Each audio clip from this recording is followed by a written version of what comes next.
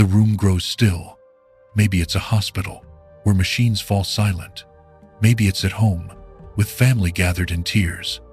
Or maybe it's quiet, with no one there at all. Then the breath that has carried you since the day you were born stops. The heart grows silent. To those watching, it looks like the end. But what if it isn't? What if, in that very instant, something unseen begins?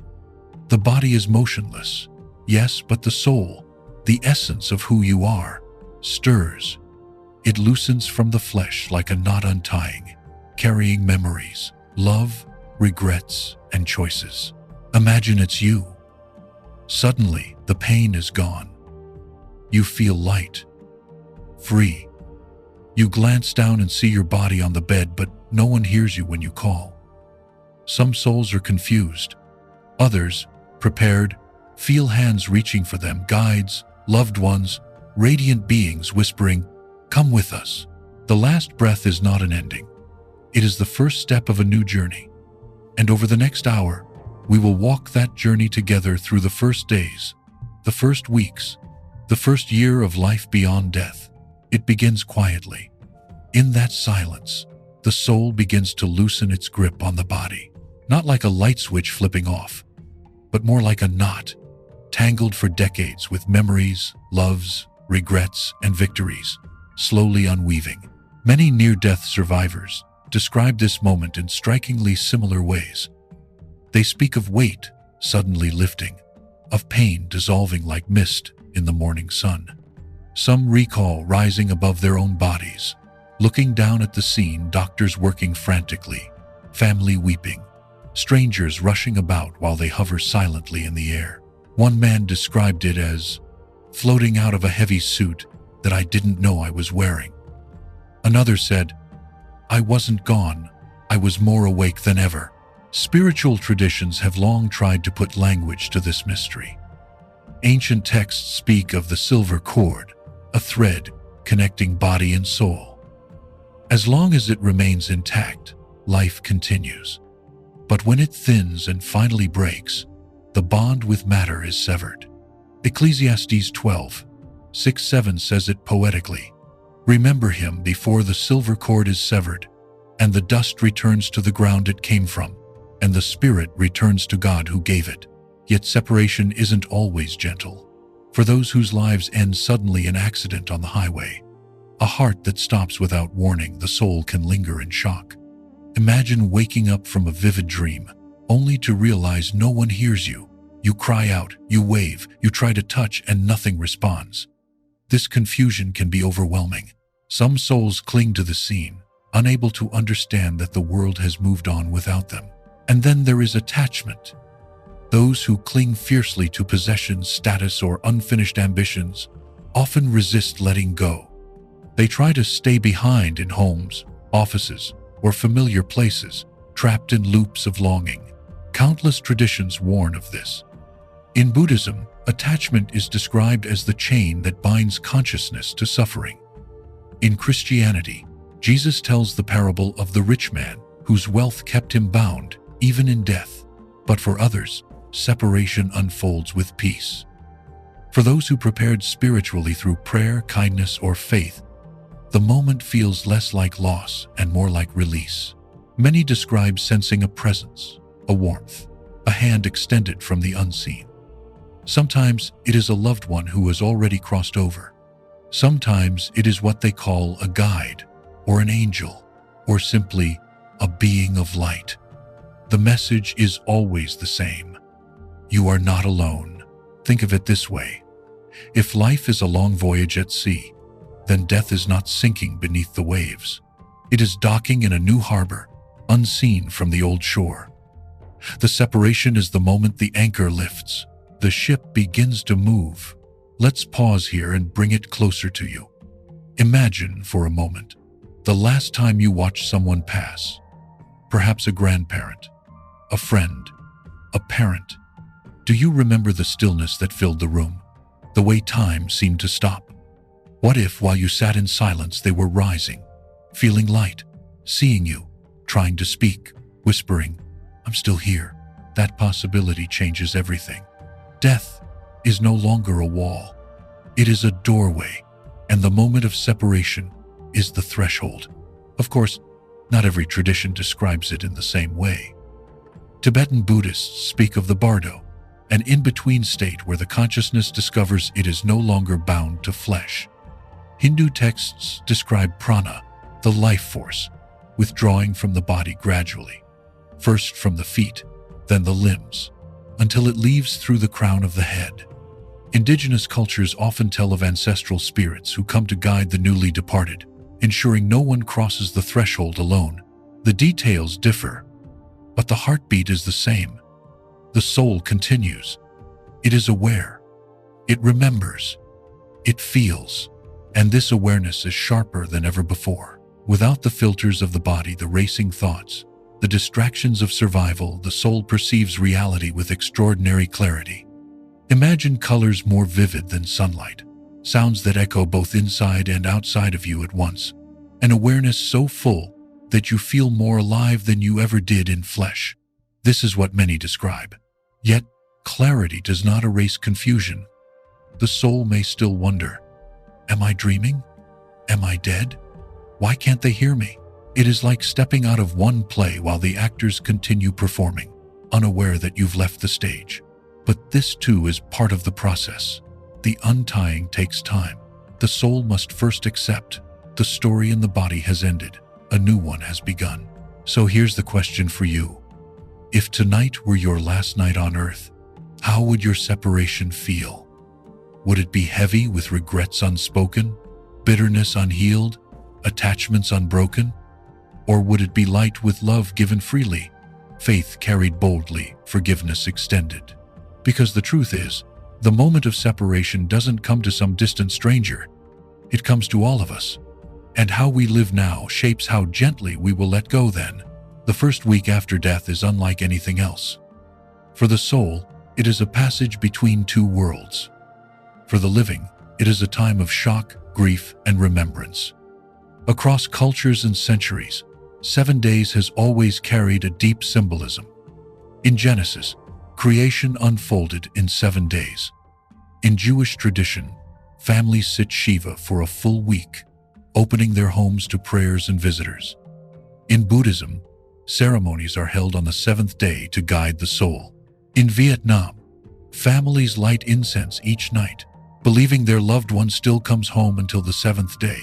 7 is not just a number, it is a cycle, a completion, a circle that must be walked before a new stage can begin. During this time, the soul does not travel far. It lingers near, still tied to the scenes and people it has known. Some remain in the room where they died, watching doctors close charts or hearing family whisper, "She's gone." Others follow their own body, hovering silently as it is moved in an ambulance. As the hearse carries it home, as the casket is prepared, the soul is present at the funeral, listening to stories, feeling the tears, sensing the waves of grief and love all around. Imagine it, standing unseen among those you cherished most, hearing your name spoken again and again, watching them weep and wanting more than anything to reach out, to say, "I'm still here." This is why so many people report strange sensations in those early days after loss. A sudden breeze in a room with no open window, a fragrance that belonged to the departed cologne, flowers, tobacco, though nothing in the house could explain it. A flickering candle at a vigil. These are not coincidences. They are signs of a soul still near, trying to understand, trying to comfort, trying to find its place between two worlds. Sensitive hearts often notice it most. Children whisper, "I saw Grandma," or someone says, "I felt him standing by me." The veil is thin in these days, but this nearness is not only for the soul's sake. It is also for the living. Every word, every cry, every prayer ripples into the unseen, and those ripples matter. When grief collapses into despair, when the words are, "Don't leave me, I can't live without you," the vibration binds the soul like chains. Out of love, it hesitates, trying to stay, trying to answer, but the more it stays, the more it feels pulled into confusion, unable to move forward. Yet when prayers rise with trust, when memories are told with gratitude, When the heart whispers, "Go in peace, we'll see you again," the vibration lifts.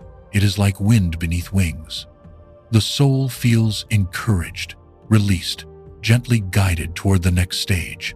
That is why nearly every culture has rituals in this first week. The Jewish family sitting Shiva, the Buddhist priest chanting sutras, the Christian family gathering for 7 days of prayer, the Vietnamese family burning incense each night. They may look different, but they are doing the same thing. They are helping the soul let go, assuring it with love, lighting a path forward. These aren't empty traditions.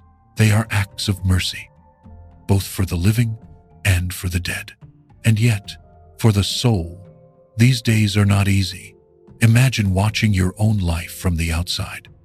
Imagine hearing the way people speak about you, realizing what legacy you left behind, what regrets you cannot fix. The wake or vigil is not just for the family. It is also a mirror for the departed. Every tear, every story, every silence teaches them. This is what your life meant to those who remain. Some souls rejoice, realizing they gave love that endures. Others ache, realizing how much was left undone.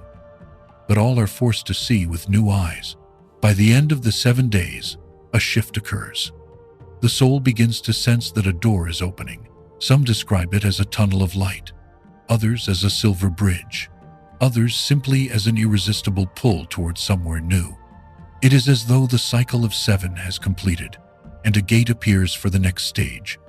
Some souls pass through quickly, within hours or days. Others linger, reluctant, confused, or bound by the grief of the living. But the pattern is the same. 7 days mark a turning point. There are stories that make this vivid. A man in Brazil swore that on the 7th night after his father died, he smelled his father's cologne as he prayed alone. A child in India described his grandmother waving goodbye at his bed on the 7th night, then disappearing with a smile. In Vietnam, countless families prepare a special meal on the 7th day, believing their loved one returns for one last time before continuing on. These stories echo across continents. For 1 week, the dead are not far. For you who are listening, perhaps you felt this. Perhaps you've lit a candle and whispered a name, or woken from a dream so real you were sure they had visited. If so, you have touched the mystery of the first 7 days. And if you've never noticed, perhaps now you will. So let me ask you, if you knew your loved one could still feel your words in those first days, what would you say? Would you bind them with sorrow, or release them with love? Would you cry, "Don't go"? Or would you bless them, "Rest, go in peace, we'll meet again"? 7 days, 7 nights. A circle completed. And as the week closes, the soul is ready to step beyond the nearness of earth, into the longer journey that lies ahead. For the living, the 7th day is grief's first marker. For the dead, it is the first step away from the familiar. And in that shared moment, heaven and earth touch, before parting ways. After the first week has passed, a quieter season begins. The soul no longer clings so closely to the bed, the house, or the mourner's tears. It begins to drift further, yet it is not gone. For 40 days, it walks a path between earth and eternity, a path of memory, healing, and farewell. The number itself is no accident. In Christianity, Jesus appeared to his disciples for 40 days after the resurrection before ascending to heaven. In Judaism, Moses fasted 40 days on Sinai before receiving the law. In Buddhism, the bardo can last 49 days, during which consciousness reviews its past and prepares for the next birth. In cultures around the world, 40 is the number of transformation, the span of wilderness, the bridge between what was and what will be. For the soul, these 40 days are like opening a great book, the book of its own life, page by page, memory by memory. It turns through every chapter written in flesh. But it is not a cold review, as if some cosmic judge were flipping through records. It is personal. It is intimate. The soul feels again what it gave and what it took. If it caused pain, It now feels that pain from the other side, stepping into the heart of the one it wounded. If it gave love, it feels that love magnified, tasting the joy it planted in another's life.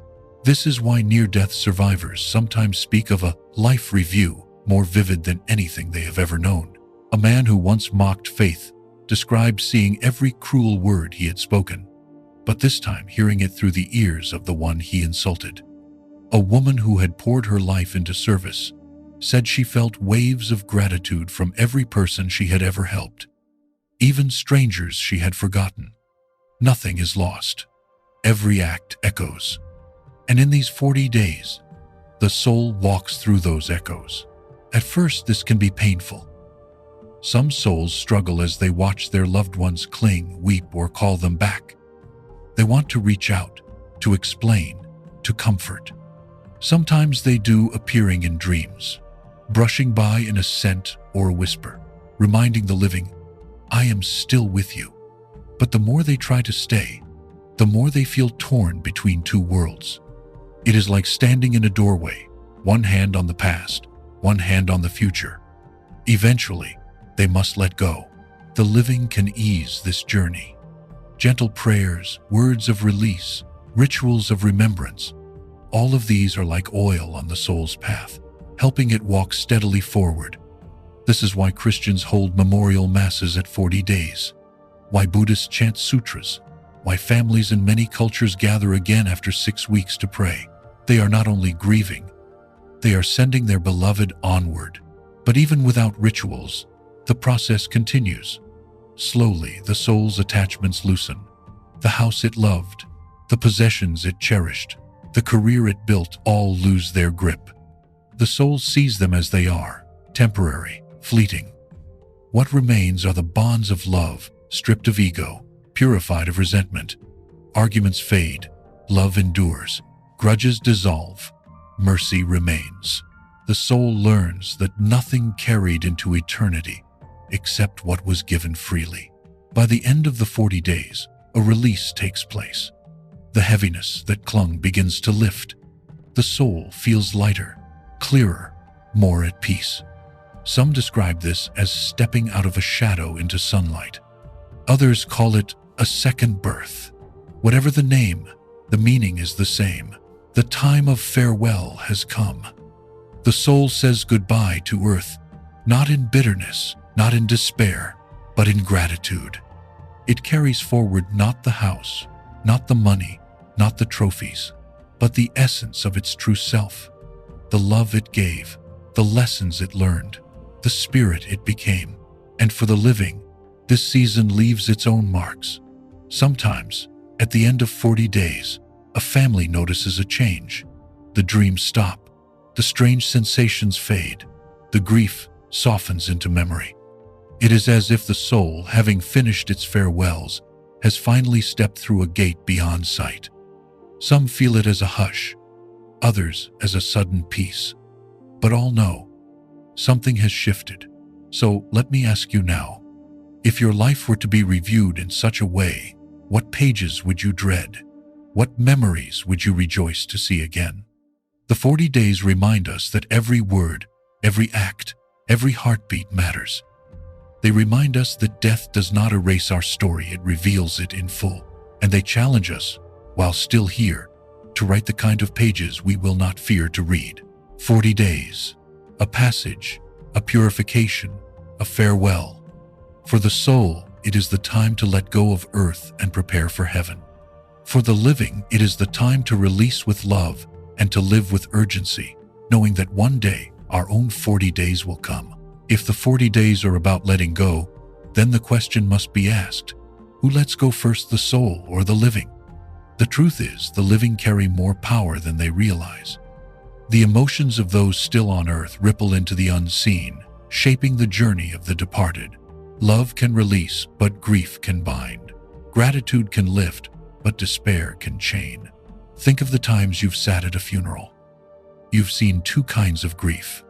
One is tender, filled with tears, yet also peace. The kind that whispers, "We love you, we'll miss you, but we release you." The other is desperate, clinging, sobbing, "Don't leave me. Come back. I can't live without you." To us, both are natural expressions of love, but to the soul, they feel entirely different. The first is like a soft wind carrying them forward. The second is like hands pulling them back to earth. Stories from across cultures describe this clearly. A mother in Mexico who lost her child said she dreamed every night of him standing by her bed, looking confused. She would cry in the dream, "Come back to me," and he would shake his head, unable to leave. Only after she went to church and prayed, surrendering him to God, did the dream stop.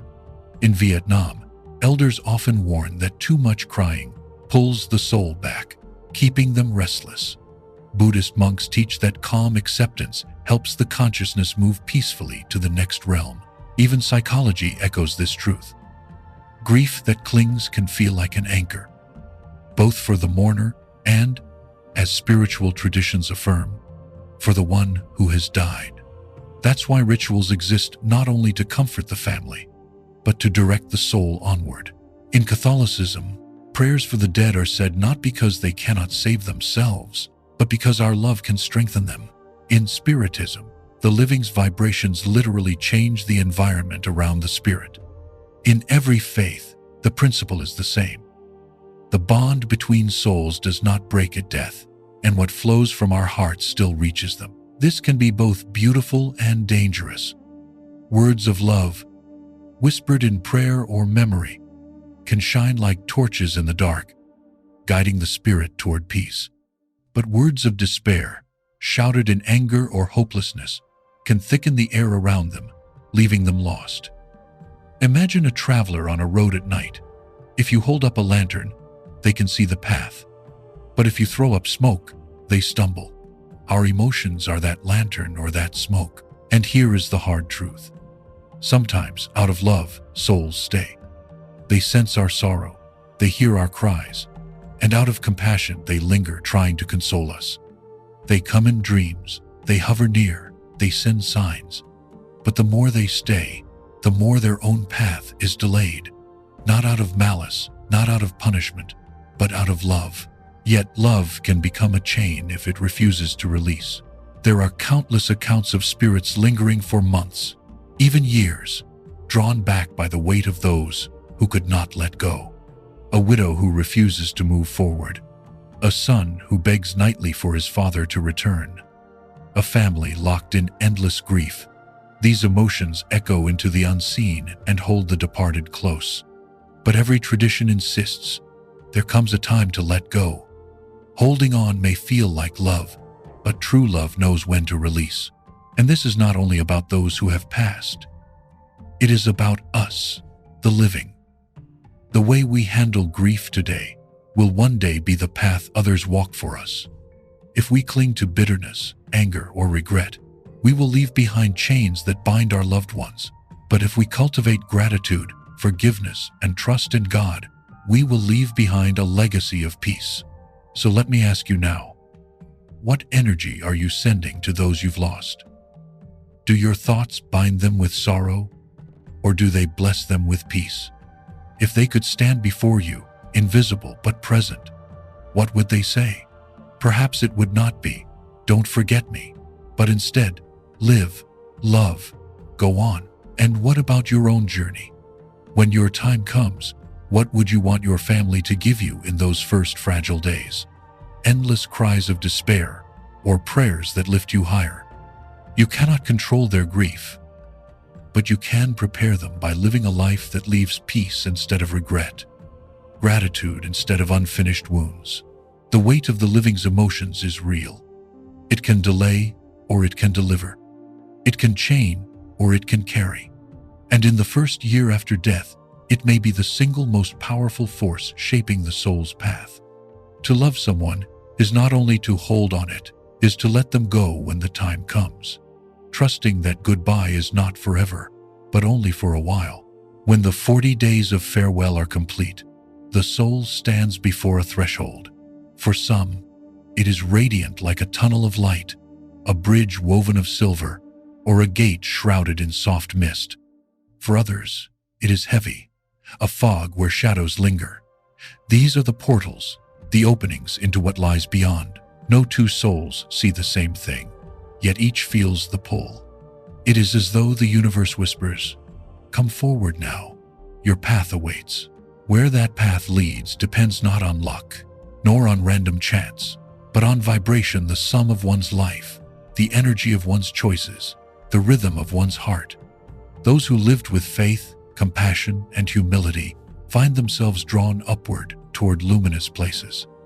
Spiritist writings speak of colonies, realms that resemble cities, with gardens and schools, hospitals and libraries, communities where souls heal, learn, and prepare for new journeys. In the works of Chico Xavier, one such colony is described as No Solar, our home, a place of harmony where souls rest in order, beauty, and light. But not every soul rises so easily. Some find themselves in heavier zones, what mystics call the threshold, or the valley of shadows. Here the landscape reflects the state of the spirit: confusion, unrest, sorrow, anger. It is not a punishment from above, but a mirror of what is within. A heart bound by resentment sees a place of resentment. A mind filled with fear finds a place that feels like fear. These realms are described in nearly every tradition, whether it be the Sheol of ancient Hebrews, the Bardo's lower states in Buddhism, or the purgatory of Catholic faith. And yet, even here, no soul is utterly abandoned. Guides move through these valleys, lights search the darkness, hands reach out to the lost. Countless testimonies from mystics and near-death survivors tell of beings who come into the shadows, whispering encouragement, leading the way toward healing. The law of love is stronger than despair, and even in the darkest regions, the door upward is never closed. This moment at the portal is perhaps the most decisive in the first year after death. The soul recognizes it has a choice, or at least a calling. It can cling to the familiar, hovering endlessly in places of confusion, or it can trust the pull towards something new. Some resist, not wanting to let go of the world they knew. Others sense the invitation and step forward with faith. The difference often lies in how they lived. Those who cultivated awareness and faith during life find the portals familiar, almost expected. They recognize the voice calling them. Those who denied everything struggle more, though even they are eventually guided. Imagine standing at such a threshold yourself. Ahead of you is light, but it feels unfamiliar. Behind you is the world you once knew, but you can no longer touch it. Around you are presences, some bright, some shadowed, urging you in different directions. What would you do? Would you resist, clinging to what you cannot hold? Or would you take the step, trusting that the one who gave you life will not fail you in death? This is why traditions across the world emphasize preparation. Christians speak of living ready, with lamps full of oil for when the bridegroom comes. Buddhists speak of cultivating awareness, so that in the bardo, one recognizes the illusions for what they are. Hindus meditate on liberation, so that at death, the soul rises to higher realms instead of falling back into lower births. Every path teaches the same truth. How we live now shapes how we will see the portal then. For some souls, entering the luminous realms is like stepping into a sunrise after a long night. Peace floods them. They feel embraced, welcomed. They see landscapes more vibrant than earth, colors beyond imagination, music that is not heard with ears but felt with the whole being. Others find themselves in places of learning, classrooms of wisdom, gardens of meditation, halls where spirits study the great laws of cause and effect. Still others are brought to houses of healing, where wounds of the heart and mind are soothed before they continue onward. For souls in denser states, the first steps may be more difficult. They may walk through shadows, through desolate places that echo their fears. But even there, light finds them. Helpers draw near, reminding them that no night is endless. Slowly they rise. Slowly they heal. Slowly they, too, find their way forward. And for the living who remain, this truth should bring both comfort and urgency. Comfort, because no one is lost forever. Even those who seemed furthest from grace are pursued by love. Urgency, because our choices now are the seeds of our journey then. If we want the portal of light to open, we must live in that light here. The portals and realms of the afterlife are many, mysterious, and beautiful. But one thing is certain: death does not erase who we are. It reveals who we are. And the place we step into reflects the truth of our souls. The gate opens for everyone. What matters is the direction we are ready to walk. Once the portals have opened and the soul has stepped through, a new chapter begins, not an ending, not a blank slate, but a continuation of the self. The first sensation, many describe, is rest. It is as though after a long journey, weary and burdened, the traveler is finally given a bed in a quiet room filled with peace. Some souls rest for days, others for weeks, even months in earthly time. They sleep, not as the body once slept, but in a healing silence where light itself restores them.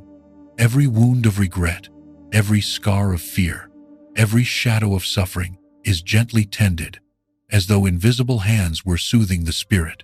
But when that rest has done its work, learning begins. And this is no ordinary learning. There are no chalkboards, no dry lectures, no grades to achieve. Instead, the soul learns by experience. It revisits the patterns of its past life with clarity, seeing what it once could not. It feels the vibrations of its own choices, understanding the laws of cause and effect, not as abstract theories, but as living truth. Love, forgiveness, humility, these are no longer ideals written in sacred texts. They are realities the soul can taste and touch. Mystics across traditions have spoken of schools in the invisible worlds. Spiritist writings describe libraries where knowledge is alive, gardens where meditation teaches more than books ever could, and halls where spirits gather to share what they have learned from centuries of existence. In Tibetan teachings, consciousness journeys through visions that reveal its attachments and fears, each vision an opportunity to learn. In Christianity, the saints speak of being transformed from glory to glory, as though heaven itself is a school of love. Yet not every lesson is easy. Some souls resist, clinging to pride or refusing to see the truth of what they caused. They may linger in confusion until they are willing to open their eyes. But when they do, the growth is astonishing. A soul that once lived in selfishness may finally understand the depth of generosity. A spirit hardened by anger may finally taste the sweetness of mercy. No lesson is wasted, and no soul is beyond learning. And then comes the choice. For some, after rest and learning, there is a calling to serve in the realms beyond. They become helpers, guardians, messengers who return to comfort the living, inspire artists, guide the lost, or even rescue spirits still wandering in shadows. These are the presences people sometimes feel in moments of danger or despair. The unseen hand on the shoulder, the sudden thought that saves a life, the dream that brings courage. Souls who have grown in love become love itself, poured back into the world. But for many, another calling arises. The choice of reincarnation. The soul looks forward, not backward. It senses what it still lacks, what virtues remain untested, what wounds require new chances to heal. Then, with the guidance of wiser beings, it begins to plan. The next life is not random, but carefully woven. The family it will be born into, the challenges it will face, the gifts it will carry, even the people it will meet along the way. These are threads chosen to shape growth. Nothing is left to chance. Imagine, for a moment, your own soul at such a council. You sit among guides who know you deeply. They show you where you loved well, but also where you failed. They reveal patterns repeating across lifetimes: anger that was never healed, kindness that was never fully expressed, lessons half learned. And then they ask, "Are you ready to try again?" It is not a command. It is an invitation. The soul, seeing with clarity, often says yes, not because it must, but because it longs to grow. This decision is not made lightly. To return to earth is to walk again through pain, uncertainty, struggle, and forgetfulness. The soul knows it will not remember everything. It will have to rediscover truth, as if for the first time. And yet, it chooses. Because love chooses growth. Some souls choose quickly, eager to return. Others wait, preparing, serving in the spiritual worlds until the right moment comes. And so the cycle continues. Life, death, rest, learning, return. Each turn of the wheel, not a punishment, but an opportunity to become more fully what we were created to be. For those listening now, consider what this means. If you are alive, it is because your soul chose this life. The joys, the sorrows, even the challenges you face, they are not meaningless. They are chapters you agreed to walk through, lessons you are ready to learn. And when this life ends, your story will not. You will rest, you will learn, and perhaps one day you will choose to return again, carrying forward the treasures of love that never die. Even after the portals are crossed and the lessons have begun, the story between the living and the departed is not severed. The soul, though moving forward, still carries bonds of love that are not erased by death. These bonds become bridges, allowing moments of presence that slip through the veil between worlds. For those still grieving, such moments often feel like miracles, unexpected, mysterious, undeniable. One of the most common ways souls make themselves known is through dreams, not the chaotic fragments of daily life, but dreams so vivid that they feel more real than waking. A mother sees her child smiling, speaking words of comfort. A husband feels his wife's hand in his, telling him, "I'm at peace." Upon waking, the heart knows this was not just a dream. Cultures across the world recognize this. In Vietnam, families often say the dead return in dreams on anniversaries. In the West, people speak of visitation dreams. The message is always the same. Love has not ended. But dreams are not the only channel. Sometimes, presence is felt in the smallest details. A fragrance fills the room, the familiar perfume of a grandmother, the tobacco of a father, the scent of roses at a time of sorrow. A song plays on the radio, carrying words that speak exactly to the heart at the exact moment they are needed. An object falls from a shelf without explanation, just when the family is speaking of the one who has passed. These subtle signs are not random. They are whispers of continuity. The soul brushing gently against the physical world to say, "I am still here." At times, the presence is stronger. People tell stories of being saved in moments of danger, a sudden hesitation that prevents stepping into traffic, an inner voice warning to turn back, a mysterious stranger who appears to help and then vanishes. Many believe these are interventions of departed loved ones who have become guardians, choosing to guide and protect.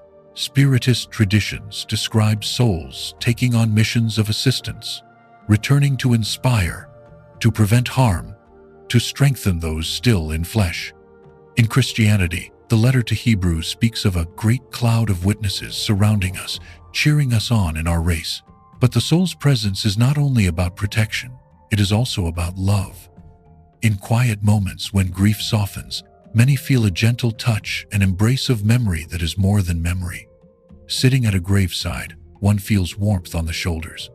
Looking at an old photograph, a sudden peace floods the heart. These are not illusions. They are the ways love refuses to die. Yet even here, balance is needed. The departed can visit, but they do not stay forever. Their mission is not to replace their absence, but to remind the living of hope. If the living cling too tightly, demanding constant signs, the soul may be pulled back, delaying its own growth.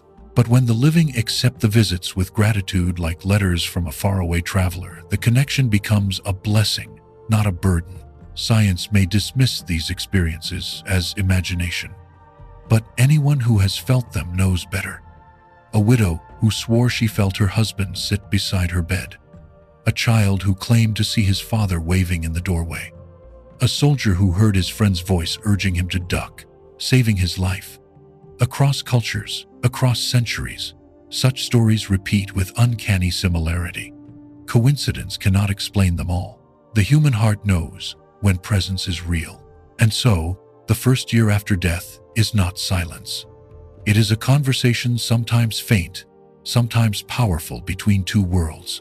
The living send their emotions, their prayers, their memories. The departed answer with dreams, signs, whispers, and unseen hands. It is a dialogue of love, proving that separation is not abandonment. If you have ever felt such a moment, you know the truth of it. And if you have not, perhaps you will now be more attentive.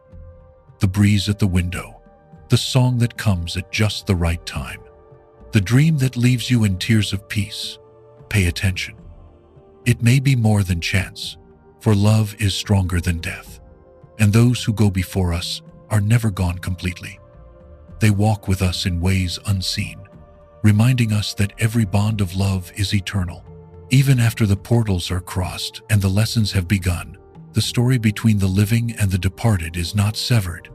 The soul, though moving forward, still carries bonds of love that are not erased by death. These bonds become bridges, allowing moments of presence that slip through the veil between worlds. For those still grieving, such moments often feel like miracles, unexpected, mysterious, undeniable. One of the most common ways souls make themselves known is through dreams. Not the chaotic fragments of daily life, but dreams so vivid that they feel more real than waking. A mother sees her child smiling, speaking words of comfort. A husband feels his wife's hand in his, telling him, "I'm at peace." Upon waking, the heart knows this was not just a dream. Cultures across the world recognize this. In Vietnam, families often say the dead return in dreams on anniversaries. In the West, people speak of visitation dreams. The message is always the same. Love has not ended. But dreams are not the only channel. Sometimes, presence is felt in the smallest details. A fragrance fills the room. The familiar perfume of a grandmother, the tobacco of a father, the scent of roses at a time of sorrow. A song plays on the radio, carrying words that speak exactly to the heart at the exact moment they are needed. An object falls from a shelf without explanation, just when the family is speaking of the one who has passed. These subtle signs are not random. They are whispers of continuity, the soul brushing gently against the physical world to say, "I am still here." At times, the presence is stronger. People tell stories of being saved in moments of danger, a sudden hesitation that prevents stepping into traffic, an inner voice warning to turn back, a mysterious stranger who appears to help and then vanishes. Many believe these are interventions of departed loved ones who have become guardians, choosing to guide and protect. Spiritist traditions describe souls taking on missions of assistance, returning to inspire, to prevent harm, to strengthen those still in flesh. In Christianity, the letter to Hebrews speaks of a great cloud of witnesses surrounding us, cheering us on in our race. But the soul's presence is not only about protection, it is also about love. In quiet moments, when grief softens, many feel a gentle touch, an embrace of memory that is more than memory. Sitting at a graveside, one feels warmth on the shoulders. Looking at an old photograph, a sudden peace floods the heart. These are not illusions. They are the ways love refuses to die. Yet even here, balance is needed. The departed can visit, but they do not stay forever. Their mission is not to replace their absence, but to remind the living of hope. If the living cling too tightly, demanding constant signs, the soul may be pulled back, delaying its own growth. But when the living accept the visits with gratitude like letters from a faraway traveler, the connection becomes a blessing, not a burden. Science may dismiss these experiences as imagination, but anyone who has felt them knows better. A widow who swore she felt her husband sit beside her bed. A child who claimed to see his father waving in the doorway. A soldier who heard his friend's voice urging him to duck, saving his life.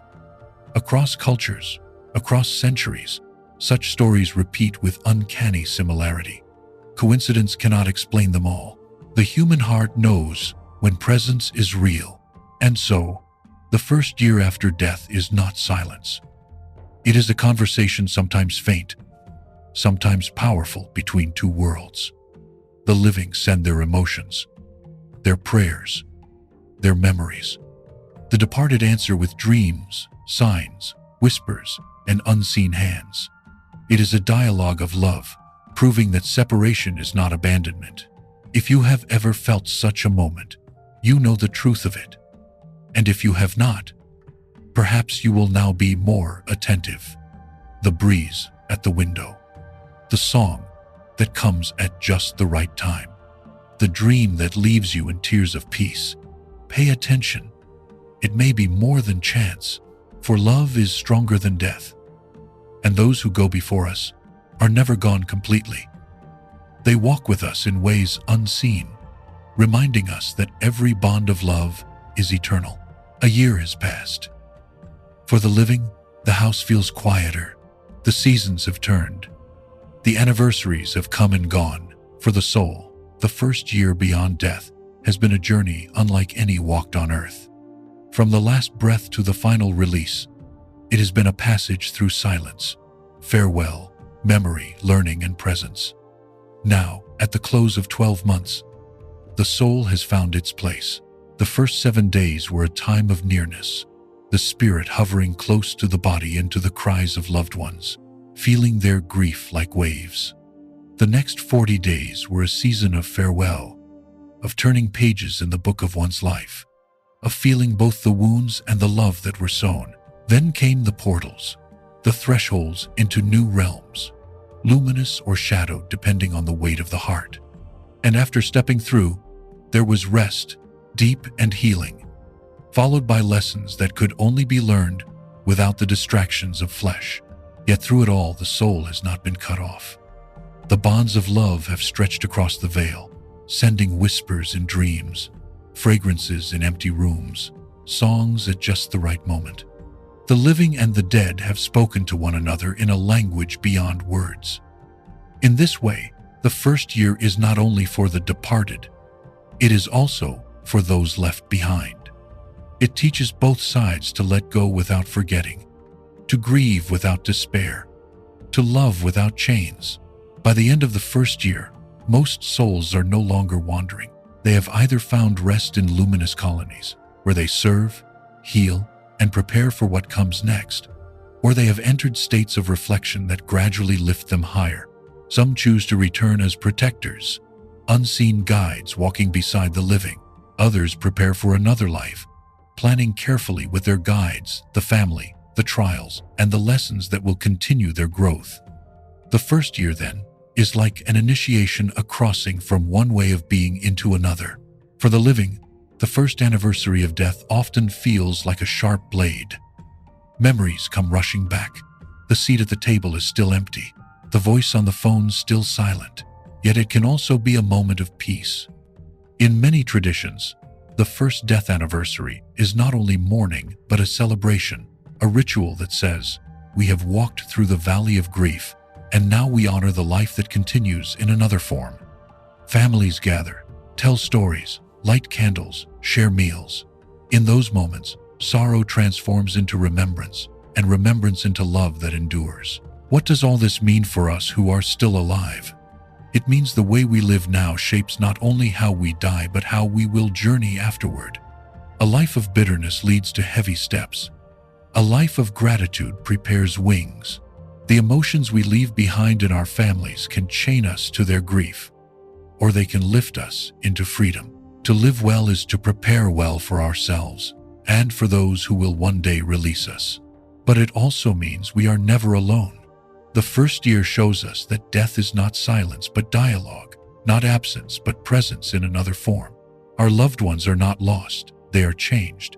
They may rest, they may learn, they may prepare for a new life, but they also still love, and love always finds a way to touch us. So as the first year closes, let us hold on to this truth. The story does not end in the grave. It does not end in dust or in silence. It ends in continuity of memory, of love, of the soul's eternal journey. And one day, when our own breath fades and our own eyes close, we too will discover that death is not the end. It is the threshold to the next beginning. And when that moment comes, may we be ready, not clinging to what cannot be held, but walking forward with peace, with faith, and with love strong enough to light the way.